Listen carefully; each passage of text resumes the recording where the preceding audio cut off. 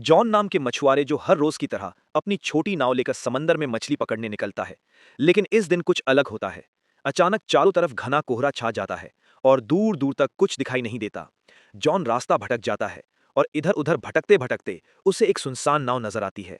जिज्ञासावश वो अपनी नाव उस नाव से बांधता है और अंदर जाकर देखने का फैसला करता है। जैसे ही वो उस नाव के भीतर जाता है, उसके होश उड़ जाते हैं। पूरी नाव खाली थी, ना कोई इंसान, ना कोई आवाज, बस रहस्यमयी सन्नाटा। जॉन जब उस रहस्यमयी नाव में गया तो सब कुछ बिल्कुल सामान्य लगा। खाना ताज़ा था, कपड़े करीने से रखे थे और हर जगह इंसानी मौजूदगी के संकेत थे। लेकिन वहां कोई था नहीं। वो नाव को चालू करने की कोशिश करता है, पर इंजन काम नहीं करता। इतने विशाल समुद्र में अकेली और खाली नाव देखकर जॉन हैरान रह जाता है। वो दूरबीन से चारों ओर देखने की कोशिश करता है, शायद कोई पास में हो, लेकिन घना कोहरा सब कुछ ढक चुका था। निराश होकर वो कंट्रोल रूम लौटता है और वहां पड़ा रेडियो ऑन करता है, मदद के लिए कोई संकेत भेजने के इरादे से। जॉन ने रेडियो पर संदेश भेजा, ये नाव समंदर में फंसी है, कोई सुन रहा हो तो जवाब दें। संदेश भेजने के बाद उसने सोचा कि अब अपनी छोटी नाव से लौट जाना चाहिए। लेकिन जब वो बाहर आया तो उसकी नाव वहां नहीं थी, जबकि उसने उसे अच्छे से बांधा था। उसकी हैरानी और बढ़ गई जब देखा कि अब चारों ओर फैला कोहरा भी अचानक साफ हो गया था और आसमान एकदम खुला था। अब दोपहर का समय हो चुका था। जॉन को समझ नहीं आया कि ये सब क्या हो रहा है। वापस लौटने का कोई और रास्ता ना देख वो उसी खाली जहाज पर लौट आया और नक्शे के सहारे रास्ता ढूंढने लगा। जॉन अब ये समझने की कोशिश करता है कि वो आखिर है कहाँ और अपने घर कैसे लौट सकता है। परेशानी ये थी कि उस रहस्यमयी नाव का इंजन खराब था। अगर उसे बचना था तो किसी भी हाल में इंजन को ठीक करना ही था। वो पूरे जहाज में टूल बॉक्स तलाशता है और कड़ी मेहनत के बाद इंजन ठीक कर लेता है। उसके लिए ये एक बड़ी राहत थी। अब नाव चालू हो चुकी थी और दिशा भी धीरे धीरे समझ आने लगी थी। लेकिन खतरा टला नहीं था। जॉन कंट्रोल रूम में जाकर फिर से रेडियो से संपर्क करता है, मगर इस बार भी कोई जवाब नहीं आता। सब कुछ अभी भी रहस्य में डूबा था। फिर वो लड़का ऊपर आता है और उसे अचानक टॉयलेट जाना पड़ता है। कोई आसपास नहीं था तो वो सोचता है कि समंदर में ही कर लेता हूँ। जैसे ही वो किनारे जाता है, अचानक किसी ने पीछे से उसे धक्का दे दिया। वो सीधा पानी में गिरता है। हालत बेहद खतरनाक थी, लेकिन उसने रील को पकड़कर किसी तरह खुद को डूबने से बचा लिया। हवा और पानी का दबाव इतना ज्यादा था कि वापस नाव तक आना मुश्किल हो गया।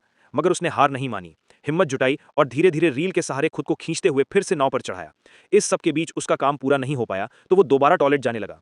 जैसे ही वो नीचे पहुंचा, अचानक किसी ने जोर से दरवाजा बंद कर दिया। जॉन ने पहले इसे हवा का असर समझा और ध्यान नहीं दिया, लेकिन जब बाहर निकलने की कोशिश की तो देखा कि दरवाजा अंदर से बंद हो चुका है। अब वो हैरान रह गया। उसने दरवाजा खोलने की हर कोशिश की, यहां तक कि जेब से एक सिक्का निकालकर ताले में फंसाकर भी खोलने की कोशिश की, मगर सब बेकार गया। अब उसे लगने लगा कि इस जहाज पर वो अकेला नहीं है। कोई है जो उसे परेशान कर रहा है, जो दिखता नहीं लेकिन हर वक्त मौजूद है। उसे लगने लगा जैसे कोई उसके साथ बेरहमी से खेल रहा हो। वो जोर से चिल्लाया, कृपया जो भी हो दरवाजा खोल दो, मैं कोई चोर नहीं, बस देखने आया हूं। लेकिन कोई जवाब नहीं आया। अब उसे समझ आ गया कि मदद की उम्मीद बेकार है। वो कैबिन की तरफ बढ़ा और अंदर जाकर जो देखा उससे उसकी रूह कांप गई। वहां खून के धब्बे थे, डरावना माहौल था, पर उसने डर को नजरअंदाज किया और एक कैंची उठाकर दरवाजा खोलने की कोशिश की। लेकिन ताला अब भी नहीं खुला।